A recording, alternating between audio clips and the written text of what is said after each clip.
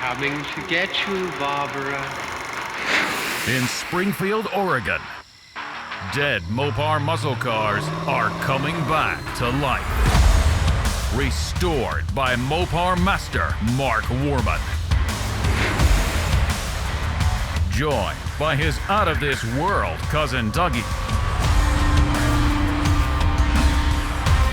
Oh, hi, Mark.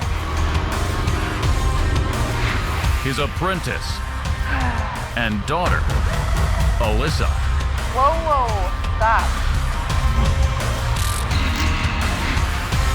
And his childhood best friend, Royal. Mark hates everybody. His protege painter, Will Scott. You got one job. This is Graveyard Carz.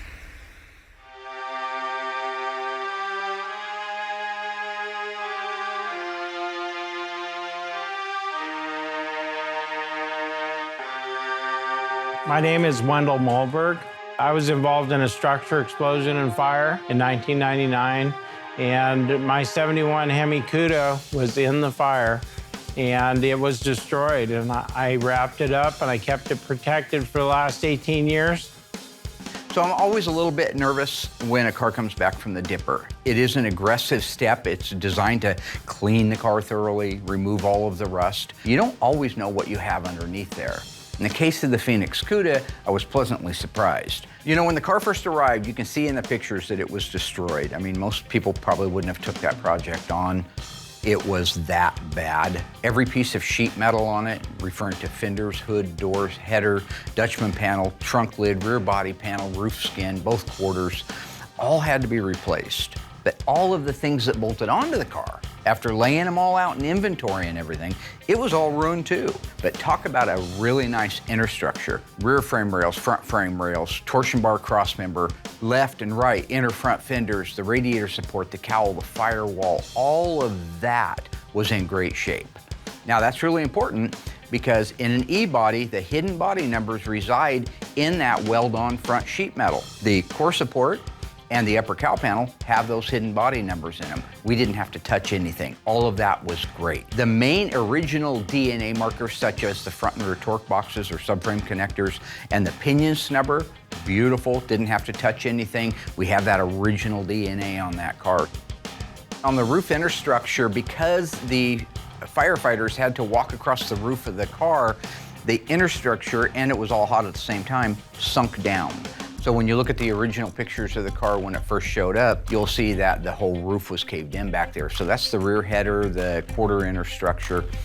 They don't make those parts. If you recall back to our other season where we were building that black Cuda from the ground up, nobody at that time was making the parts. Now I understand they may be in process right now over at AMD, which is a good thing.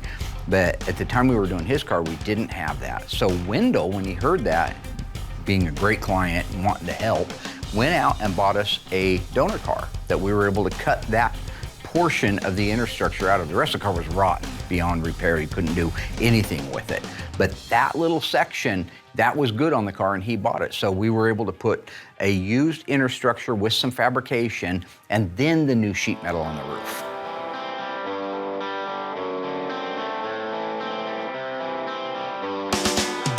Once we got all the metal work done, final fitment, all that good stuff, I'm able to go in there, seam seal every square inch of the car, and then start painting the inside of the cab, engine compartment. We put new quarters on it, so I get those painted and textured before they get put on. You know, at that point, the whole inside of the car is blue, everything is seam sealed and looks amazing. Doing the Phoenix is a lot like doing the Phantom Cuda. It became very iconic for this company because nobody could repair the Phantom. It was a huge build. We were able to do it. And it's the same thing with Wendell's Phoenix. Caught fire, got jumped on, fell on, blew up. Nobody was going to be able to repair this car other than us. But one of the greatest things about this is Wendell's an amazing guy. He treats everybody here with the utmost respect, very nice, very genuine. He loves this car, and when you see somebody that has as much love for that car as he does, it makes you want to build the car with that same amount of love. We do a lot of cars here. We have a lot of cars waiting. We got a lot in process. But when you have a guy like Wendell, you know, it truly is that much more rewarding. All in all, it's a great build going to a great guy.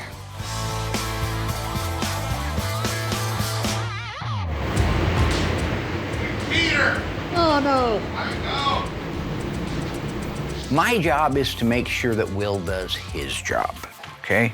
I am lead counsel for internal affairs, so my jurisdiction is pretty much in his face. So, in case you guys are wondering, that's from A Few Good Men. That was Joe and Galloway. So.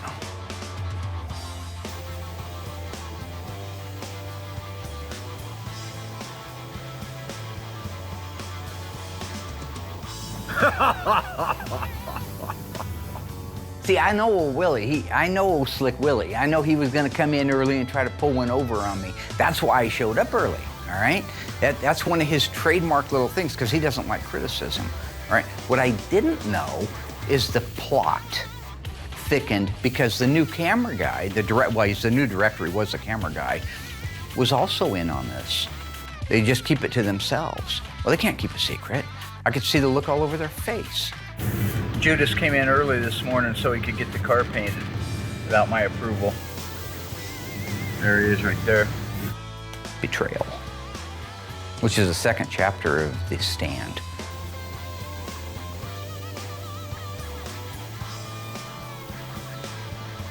We finished the car off in 600, and I still sealed it after that, just to ensure, because it's one of those colors, if there's one flaw anywhere, that metallic will lay in it and you will see it plain as day.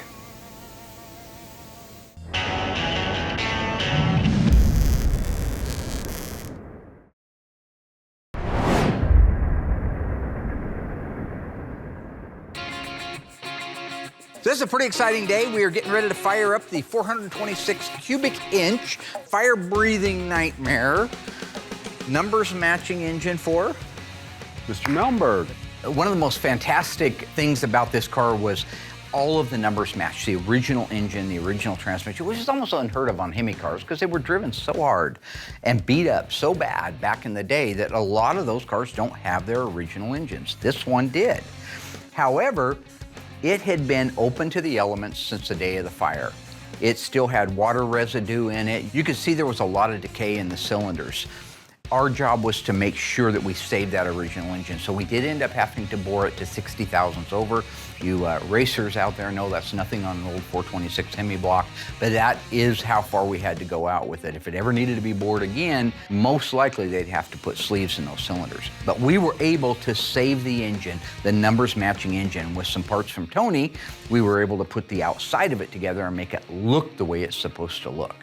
This will be, and I have the ultimate confidence that it'll run, the first time that engine has ran in over 2 decades. And the last time it did run was before the accident that nearly killed him. We're gonna do it right now on 3, 2, don't forget, Tango and Cash, Cash and Tango. They dance in, they take my drugs, they dance out. Remember? No. You never saw it? Well, I'm Ray Tango and you're Cash now from now on. Ooh, I have money? You can call me Tango. No, it's his last name, fool. Oh. Let's fire up an engine. Now, just in the carburetor world alone, so you guys are wondering what things are out there, how much things can cost, I don't like to give total prices. I don't like to talk about how much we charge for everything. But just an example, a correct matching set of carburetors for this car. Now, Wendell bought them directly from Tony's Mopar, had them sent to Scott Smith up at Harms and had them completely restored. They're gorgeous, like 2 pieces of nice new jewelry. But they're getting over $5,000 for a pair of matching, correct 71 Hemi carburetors. That's just one small element of this build. All right, so first thing we're gonna do is crank it over and get the fuel up into the carburetor. Now, firing up a fresh engine, we have our protocol. I like to use the original fuel pump so we know it's gonna work. Why use the electric fuel pump that comes on the Easy Run engine stand? Why not use the mechanical one that you're gonna be having in the car shortly? So that means the engine has to crank over because it's a pump and it works off of the camshaft. So Doug, if you wanna crank it over without an ignition, I will let you know when it starts pumping some fuel. Let's crank it over for a little bit, hear how it sounds.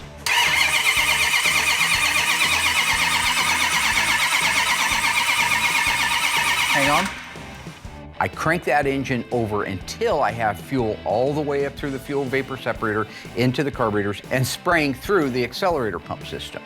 The other advantage of that is it gives the engine, without fire to it, no pun intended, without the ignition being on, I should say, an opportunity to build up the oil pressure. So when we do fire it off, we've got good oil pressure, we have fuel, and it should be an easy start. Nothing quite yet, go ahead.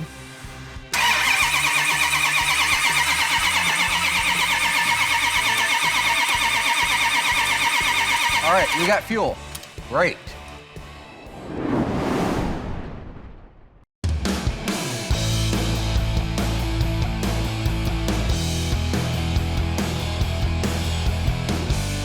You know, the anticipation is huge because you want to get this done because this car is a big deal here at the shop.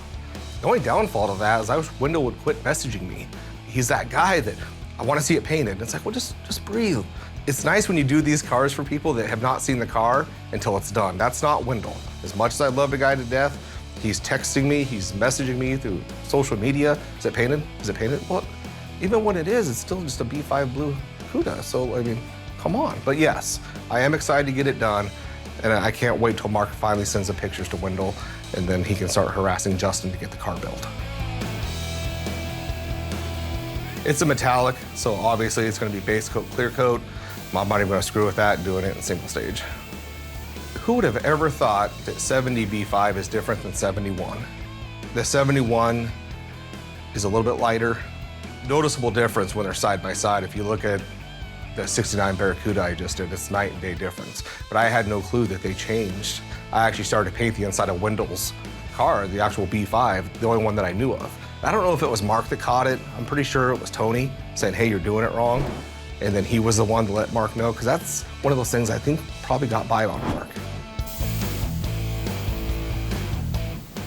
We're at the point now, because I was always so far behind, I would just shoot the body, get the body over there, then shoot the parts. I have run into a couple of times on these metallics where I've painted them, but maybe the air pressure was off a little. You put the part on the car, it flops just a hair off. So we're at that point now, we have such a good team. I'm getting all the parts of these cars at the same time that are done. So I'll put the car in there, and I'll put every part in there, and it is the biggest pain in the butt to try to paint it all, but it's done at the same air pressure, the same time, the same batch of paint. That ensures that when the car's put together, everything looks the same. When I talk like side tones and flops, I can paint a hood, put it on the car, and you stand right over it, it looks great. You take 2 feet to the left or right, the side tone of the hood is different than the car. So it's not just the face that has to match. You have to be able to walk around the car, and the hood, fenders, deck lid all need to flop at the same time. And just the easiest way to ensure that is doing it all at the same time.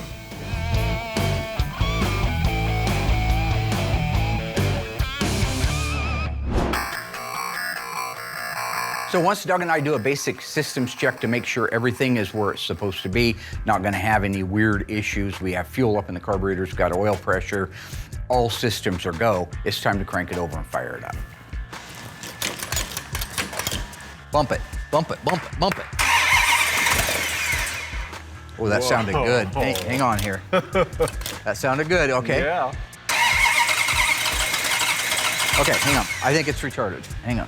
You know, it's very rare that when you fire one of these engines up, that right off the bat you have the timing set perfectly. So when I use that term retarded, it's not a disparaging thing.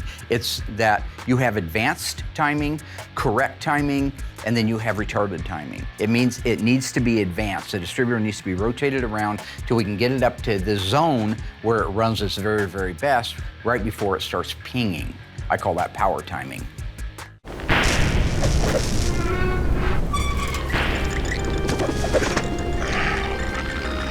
In a previous season of Graveyard Cars, we restored this stunning 1968 Plymouth GTX 440 Super Commando for the World Wrestling Champion Bill Goldberg. The car featured a 440 Super Commando and a 4-speed manual transmission. What rear axle assembly came standard in that car? Was it 8 3/4 Sure Grip, Dana 60 with 354 gears, Dana 60 with 410 gears? If you think you recall it right, stay tuned after the break. I'll let you know how you did.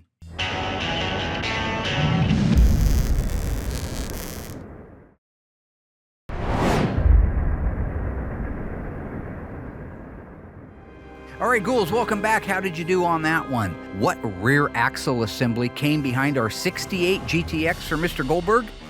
If you said 8 3/4 sure grip, you are wrong. That car came with a 3.54 to 1 Dana with a power lock.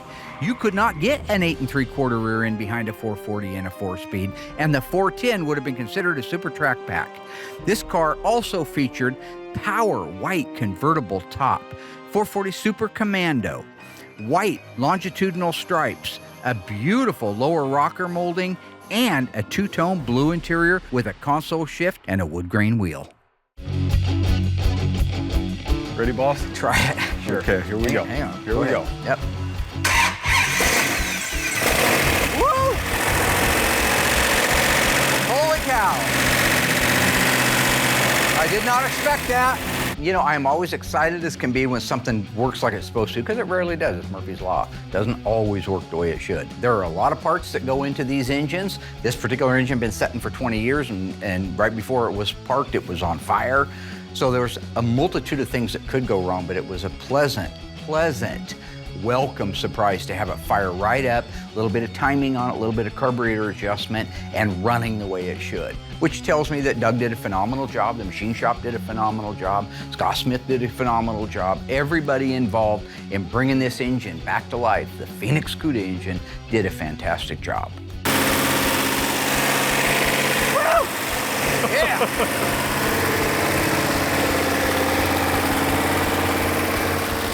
So when you see me at the back of the exhaust system, just feeling it, there's a reason for that. I am feeling for a misfire, a pop, something that you might not even hear, but a gentle misfire in the exhaust. Okay, there's 8 cylinders on this engine, fire ordering 184366572. I put my hands on the right and the left exhaust bank.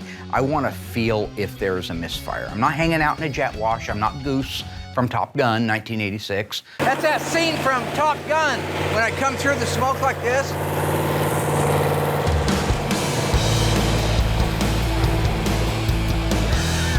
Going into a flat spin, and then he gets shoved into that canopy thing that just knocks the wind out of him. And then they go out to sea. Well, he's dead when he hits the water, which upset Maverick a lot. You know, he had a hard time. It really shook him. It's good. Love it. Listen to that. In this case, I had a perfect running engine. All 8 cylinders were firing equally.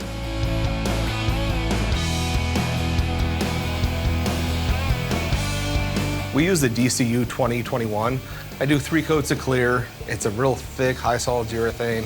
You know, that's PPG's, that's what they recommend, that's what we've used. It holds up, it looks amazing, especially when it's all polished out. I use about 6 quarts. Depends how many parts and pieces are in there at the time, but about 5 or 6 quarts of clear. That allows me to do 3 coats. So I make sure I give it plenty of flash time. What I mean is, I'll put a coat on, depends on the temperature and the weather, obviously. Make sure it's dry before you put your next coat on. You know, if you get out and start going coat after coat after coat, that original layer will not dry. You know, that's how you start running into solvent pop issues, metallic not laying out right. You put your clear on too soon, you'll actually run the base. It's crazy. So it's super critical. That flash time is important. And when you're doing a complete, most of the time, by the time you get around the car, it's almost time to do a second coat based on the weather.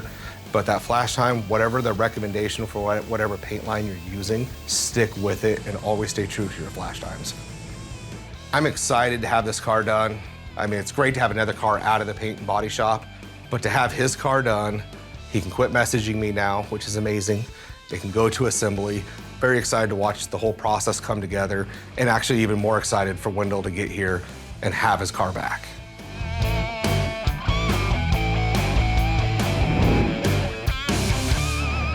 All right, what do we got for leaks? Anything? Got a little something over there. One little drip. Could it be the radiator hose? Almost 100 PSI. Since we invested in these engine run stands, it's actually called the Easy Run engine stand, if you're wondering, it has made life really nice for the assembly tech. When you run that engine, you're not just running it to make sure it's not misfiring or that the carburetor is full of gas and the fuel pump's working. You're looking for leaks, you're looking for rattles, you're looking for overheating, you're looking for all of the potential problems that an engine can have, except that you have the opportunity to fix it while you have full access to it. Instead of you put that engine in the car and you have a freeze plug that's dripping a little bit, you are screwed, glued, and tattooed. You are pulling that engine back out again, knocking that freeze plug out, resealing it, putting it back in, lowering it back down into the car. And when you do that, every time you do that, you run a risk of damaging them. So with the run stand, when you are done, you are done. Oh, that's incredible. 20 years since this thing almost killed poor old Wendell, and it starts right up. See that smoke burning off of their pumps? That's a fresh startup, so people at home, they can say whatever the hell they want. That's a fresh startup. The reason I always point out the burning paint off of the manifolds is because you can't fake that. When we paint the engines, we do it just like Chrysler did. We paint the entire engine with the exhaust manifolds on there. Then we fire the engine up. So when you see that paint burning off, it tells you that we have not pre-ran the engine. The keyboard commandos that sit back on Facebook and Twitter and all the different social media saying, oh, that's bullcrap, it's all fake, nothing starts and runs like that. I point it out because it does. It does if you do your job right. Now, you guys probably don't. I shouldn't be insulting people, that's not nice. Thank you. Woo! We're gonna shut it down, check the level in the radiator, make sure that it's still full, and then we'll fire it back up, finish breaking in the camshaft, but we're there. We can install it. Knowing that the drivetrain is ready to go into the car is such a relief. Now I can start ordering all of the interior parts from Classic Industries to get this car reassembled. Wendell is gonna be stoked. It's up to operating temperature, timing is set, power steering's topped off, oil's filled. It is literally ready to come off of the stand, go inside, get it on the assembly install cart, and put it in our 71 Hemi Cuda. Look at that manifold. Yeah. Thing turned black.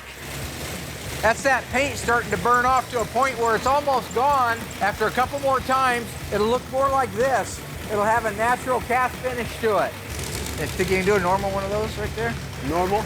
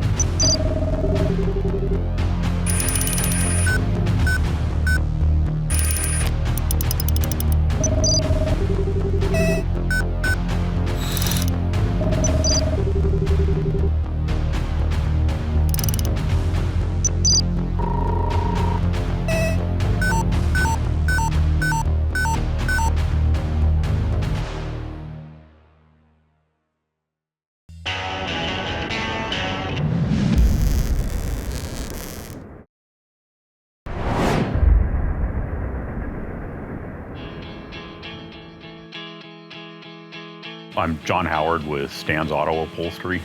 Today it's a 68 Roadrunner installing a headliner. Our 68 Roadrunner is moving along very nicely with the drivetrain in it and the wheels and tires on it. It's now what we call a roller.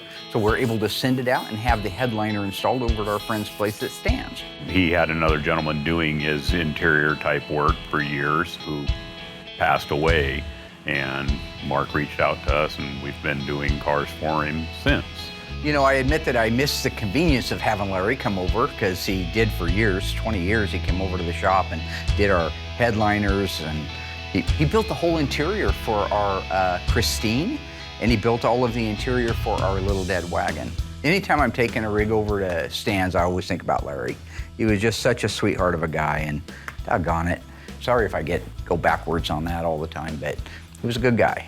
He should get the respect he deserves. Now, Stan's Upholstery and I go way back, too. I hung my shingle in 1985, September 15th, 1985, and I would sublet cars once in a great while over to Stan's Upholstery, and John always did a phenomenal job. In the interest of nostalgia, Marty, who's doing the headliner, was there years ago when I was saying that we used to use them. Martin Goad, he is an employee who's been with me for 30 years. 35. So 35 years, I'm 35 corrected. years this year.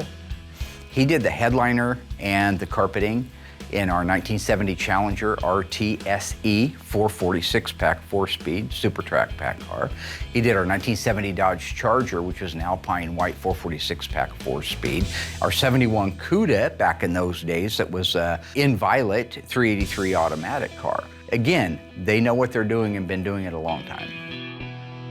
If all of our ducks are in a row and we have all the parts we need to do it, and there's no glitches, we can do the job in a day without a problem. Usually there's something that we need to proceed that we don't quite have. I know it was a lot more convenient for Mark when he had Larry coming to his facility, but we're just not set up to do that.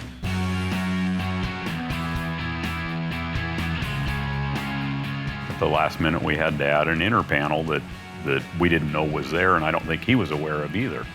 But it's taken care of. The headliners require a lot of finesse. You get a pull on them, get a certain amount of tension, and then you just keep pulling until you get all the seams to lay out straight from side to side, get all the wavels out of it. That's one thing I see on a lot of TV shows. When they show a car that's completed, they'll show the headliner and they're horrible. That's the downfall of a lot of vehicles that are restored. John's right on these headliners. There is a skill set involved in this. I've seen many cars at car shows where the headliner is loose, usually on an inside corner, like where it meets the sail panels at the back, it's loose, because they couldn't figure out how to get it tight there and not too tight somewhere else. Stan's make sure they're perfect every time. I'm just about to wrap up this installation on this headliner on this 68 GTX. It's looking really good. The lines running from side to side are smooth when you look at them. There's no wavels in those, and there's no wrinkles in the headliner. The material should all be laying smooth, even though it's contoured. The trick to that is the tension that you pull onto it. It just takes finesse and patience.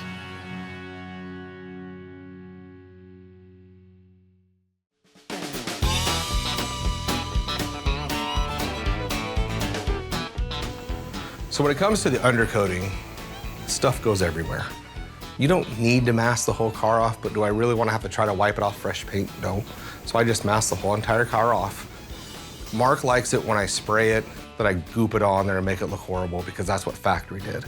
I have a hard time with that because we replace so much on the car, floors, trunk floors, extensions.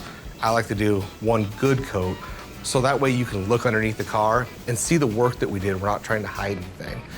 And I've done most of them that way, because Mark wasn't around when I did it. We mask off the torque boxes, because when the lift goes underneath the car, it'll smear because it takes a while to dry. So I just mask off 4 little pads, so to speak, so when they put it on a lift, it stays clean. So when it comes off the lift, I just go back and touch up little areas. Because the process does take, honestly, about a week or 2 to fully dry, and we don't have that kind of time, so we found it's easier just to mask those little 4 spots off and get working.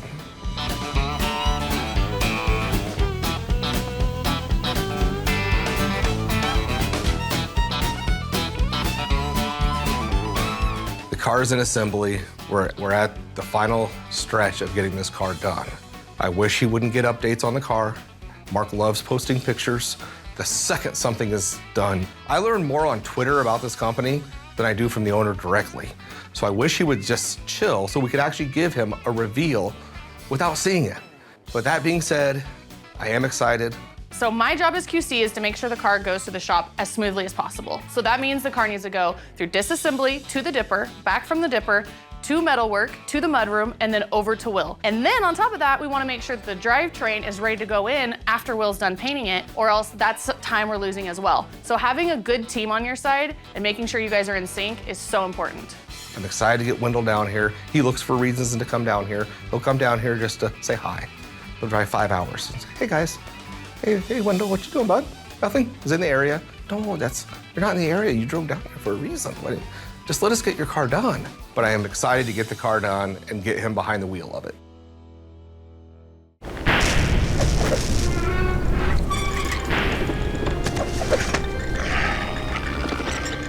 previous season of Graveyard Cars, we restored this beautiful 1969 Dodge Charger Daytona for Uncle Fester from the Addams family. True or false, this car left the factory with a 440 Magnum. If you think you remember the car, stay tuned after the break. I'll let you know how you did.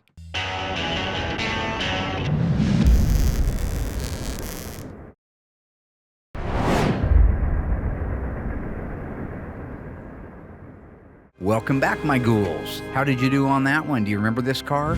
True or false? Cue Ball Morton's 1969 Charger Daytona had a 440 Magnum in it. If you said true, congratulations, and thanks for watching and being a faithful fan for so many years. That's right, this car had a 440 Magnum with a 727 Torque Flight automatic on the floor with console. It also was R4 red. It featured a white interior, white Daytona stripe, white wing. And when it was all over and said and done, the best part of this build was saying sayonara to Chrome Dome himself. It's really great to be back around these cars, especially when I get to install a drivetrain into a Hemi Cuda. How many people can say that? I love it when Royal pops in to help us do one of these installs on these cars because it's really great for Mark and I to be able to reminisce, the three of us again, and talk over old times. We really have a good time working together after all these years. So today we are installing the drivetrain in our 1971 Hemi Cuda for Mr. Wendell Malmberg. This is our B5 Blue 71 Hemi Cuda automatic. You guys excited? Mm-hmm. Yeah. Dougie and I recently got the engine running and it ran beautiful. In this case, we did leave the fan off that we normally put on because stuffing a 426 Hemi in a Cuda is already a little tight. So we left a few things off that might make life a little bit easier. Should have seen earlier today. I bought a 1972 Bultaco 125 Persane that we had when we were kids. Anyway, we got it running. Royal almost died, so that was fun. That was fine. Good memories, good memories. I think it's really cool that my dad gets to work with his best friends again. I mean, not very many people can say that they're still friends with the people that they grew up with. But on the other hand, I worry about my dad a little bit because when they all get together, they all feed off of each other and they still act like they're 15. So you never know what's gonna happen or who's gonna get hurt or if we're gonna have to take a trip to urgent care. You never know. Dougie, you was too scareded. He was too ascareded. A-S-C-A-R-E-D-E-D. Ascareded to write it. Right? No. Yeah. I'll tell you why, because the last time we got him something, I bought him a nice little unicycle like he had when he was a kid, a Schwinn unicycle. He was on it for 8 seconds before he went down. Broke his face. When was that? I missed that. It was like 6 months ago. We got it on video. Yeah. I'll watch that. That's because he decided to take a phone call on his cell phone in the middle of riding the unicycle for the first time in 50 years. Anyway, the three amigos sailing again. Here we go. Let's install an engine and transmission in a what? 71 Cuda. What size engine? 426. How many horsepower? 425. Who's going to drive you home tonight? Let's do this thing. They call the 426 Hemi the elephant for a reason because the heads are so wide on this thing. My biggest fear every time is getting this huge engine up in between these fender aprons without damaging things. The big Dana. Did any of our cars have Danas in them? I don't. Mine certainly didn't. Yours had an 8 3/4. None of the cars I had a Dana in it. I always wanted one. 8 3/4 were cheaper. I had other habits I was supporting back then. Candy. Candy. Dougie's had an 8 3/4 with a one-legger in it. That was a 391 Positrack. No, it was a 391 one-legger. 391 Sure Grip. Sorry. So I wanted my 70 Barracuda to go faster, so I put in a 391 rear-end gear, and with the 4-speed, it was too wound up on the freeway, so I just changed it back. Heading down, watch those lights. These are tight quarters here, aren't they? Yeah, they are. Yeah, they get that way. You get that wrench? Yeah. Let me loosen that up. I can't spin it. I need to open and wrench. If I may? Yes, sir. Down just a little bit more. Okay. We got the Bultaco running. Royal takes off like a bat out of hell across the parking lot, out into the field, wide open. I don't know if any of you guys have ever ridden a 125 Persane, but when it's wide open, it's rocking. Yep. Almost takes out the corner down here in the field. No helmet. Says helmets are for sissies. Real brilliant, right? Well, he's got a built-in helmet. Roy, you ever see Tango and Cash? Yes, a long time ago. Good movie, huh? Yeah. Is that a Hitchcock movie? Tango and Cash isn't a Hitchcock movie at all. No. No. It's amazing to me. Dougie knows one director, Alfred Hitchcock. That's it. It's the only name he's ever heard in his entire life. So therefore, by default, every movie that's ever been made was made by Alfred Hitchcock. Every single one. He did make great movies. He didn't make every movie. And what about old Quentin Tarantino? Hold it, good. We got our Dana 60 installed, so they're just connecting the shocks right now. Oddly enough, little side note here for those of y'all out there who've got to do some hating. That drum right there is an 11-inch drum, but it's a power disc brake car, Super Track Pack. Well, that's not right. It should be a 10-inch drum, right, Doug? But it's an 11-inch drum, and it's the third one that Tony D'Agostino has seen. Steve Giuliano had an original 71 Hemi Cuda with 11-inch drums. The broadcast sheet very clear says 10-inch drums, but those are 11-inch drums, and they started life on this car. So that's an anomaly, wrapped inside an enigma, wrapped inside a riddle, wrapped inside a Tootsie Roll wrapper. There you go. How many licks does it take to get to the center of a Tootsie Pop? Do you know? Three. Yep. So who's licking it, a cougar? No, the owl. Yeah, an owl's gonna take more than 3 licks to get to the center of a Tootsie Pop. It's a frickin' owl. An owl doesn't have a tongue. An owl does have a tongue. How do you know? Because I've seen it lick the damn pump signal. But it ain't gonna do it in 3. That'd be the world's shortest commercial. I saw the commercial. Okay, and action. Lick, lick, lick, cut. Roll credits. It's like 500 licks. Well, basic stuff. Mark gets sidetracked sometimes. So. Yes, he does. First of all, you know what? Don't come to me and talk to me about old commercials, all right? I've seen this stuff, all right? In what world doesn't an owl have a tongue? How does it eat? How does it speak? The little owl that learned to say who. Remember that one? You couldn't do that without a tongue. An owl doesn't have a tongue. Well, that's disappointing for the owl, isn't it? Scares me. And the idea, the preposterous notion, there's not an owl in the world that could lick a lollipop down to the center in 3 licks. That is a lie, sir. I would guess it's around 300 to 500 licks to get to the center of it.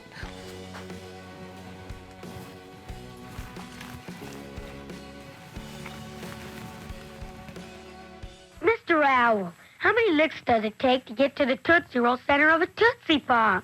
Let's find out. 1, 2, 3, 3. You know what? You can't cheat like that. Okay, you think you're so clever coming up with this? The owl did get to the center in 3 licks in the commercial, but he bit it. That doesn't count. No.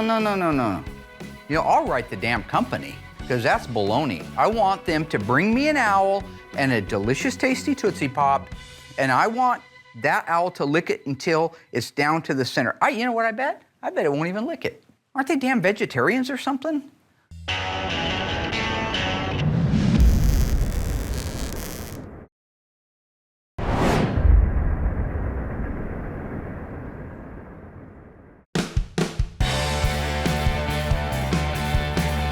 Okay, so you ready to put it in? Yep.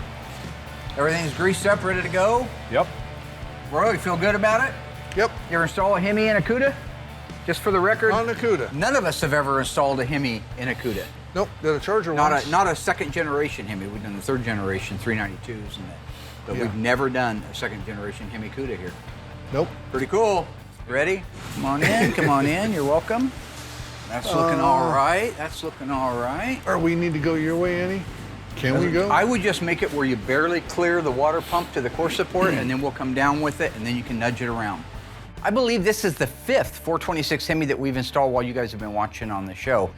We've installed a Hemi in a 1967 Plymouth GTX 4-speed. A beautiful 1970 Charger RT. A 1969 Roadrunner. A 1970 Coronet RT convertible. It's the first E-body that we've wedged one of these into. How much clearance do you have on your side, Royal? How are we looking, guys? I got an inch. I have plus 1.5. There's no way there's that much room in there. No way. You're gonna clear? Ooh. Wow. I've never had this much room. I gotta pull a dipstick. I know better. Good call. Yep. Spoke too soon when I said I had all that room. We'll Can go you down? pull the back over toward you? Yeah. This side needs to go back. Oh, does it? Yeah. There you go. I can get the rear bolt started right now. Is yours lined up? Okay. The back one is started. Okay. I'll pull it over a little. Ready? Yep. How's Okay, that? hold it. Oh. Okay, I'm started. Great. There's not a 1/4 inch on either side. Oh my gosh. It's okay. locked in. This is where we lose our dip tube. Any way to push that dip tube out of the way? I can unhook it and turn it. Okay, I need a 1/2 inch little socket, 1/4 inch drive. Okay, how we looking? If that actually clears, it'll be a borderline miracle. How's that dipstick tube? I got it bent back out of the way, so it's gonna clear now. Right Okay, there. you're touching. Go ahead and see if you can get a bolt in. Okay. It really is an engineering marvel when you think about it. I mean, today they're putting Hemis and everything, but keep in mind that the Hemis that they're building today, while they do put out more horsepower and all that, they're a small block. They're the same basic footprint as the 318 or a 340 or a 360 would have been, or a 273 if you go back into the earlier 60s. But this is old school elephant. This thing is a monster. And somebody decided, you know what, we should try to put one in a Cuda. In 68, they put it in the Dodge Dart and the Barracuda, which is an A-body, and it's absolutely amazing that those went in at all. I've never installed one in one of those cars. This is the first E-body that we have ever installed a 426 Hemi in, and it went much easier, if you guys recall, our 1969 Hemi Roadrunner convertible for Smith. They're a little narrower footprint in the opening of the aprons, and it hit on both sides. We had to crank it a little bit to one side to get it to go up in, and then it could saddle. This thing went in with just a hair on each side. There is literally 1/8 to 1/4 of an inch between the power steering hose and the shock tower on the driver's side. And it looks like the valve cover, you could have put a piece of paper in between the valve cover and the shock tower for gap. So they have the transmission crossmember bolts, a couple of them started in there, so we're able to raise the car up. But before we do, they're tightening down the K-member. It's a really great feeling to see that motor go back into that car, especially after you think the car's not savable, and then we saved it. It's just such a wonderful time to be able to work on all these cars together and reminisce our childhood together, and we're just having a great time. So all the guys have left right now is to put the torsion bars in, connect the lower control arms to the upper control arms, put the rest of the bolts in the transmission crossmember. Once the wheels are on it, we can let it down, get the steering column just put into it right now, mocked up, so that we can steer it. Then we'll take it over to Eugene, have the headliner put in it, then we can start putting the car together. That's what you do when you do it. Do the do. Remember the old commercial, Do the Do? The old Mountain Dew commercial? Looking good? Yep. Flizzum, flazzum, flazoo? Do you know what that means? No. Flizzum, flazzum, flazoo? What does it mean? Well, you should know by now.